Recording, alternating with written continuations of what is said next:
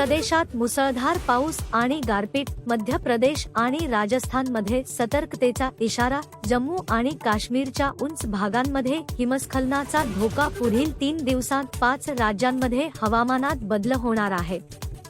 बुधवारी सकाळी उत्तर प्रदेशात पाऊस झाला असून 40 जिल्ह्यांमध्ये सतर्कतेचा इशारा देण्यात आला आहे. गेल्या 24 तासात मथुरा, जालौन आणि कन्नौजमध्ये गारपीट झाली. दरम्यान, मध्य प्रदेशात राज्याच्या अर्ध्या भागासाठी वादळ आणि पावसाचा इशारा देण्यात आला आहे. बुधवारी इंदूर, उज्जैन आणि ग्वाल्हेरसह 29 जिल्ह्यांसाठी सतर्कतेचा इशारा देण्यात आला आहे.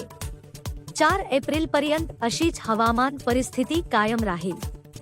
त्यानंतर 15 एप्रिलपासून राज्यात तीव्र उष्णता जाणवेल.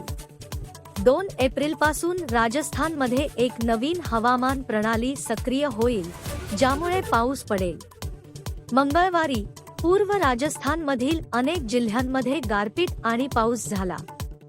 जम्मू आणि काश्मीरमधील बांदीपोरा जिल्ह्यात हिमस्खलन झाल्याने अनेक रस्ते बंद झाले आहेत.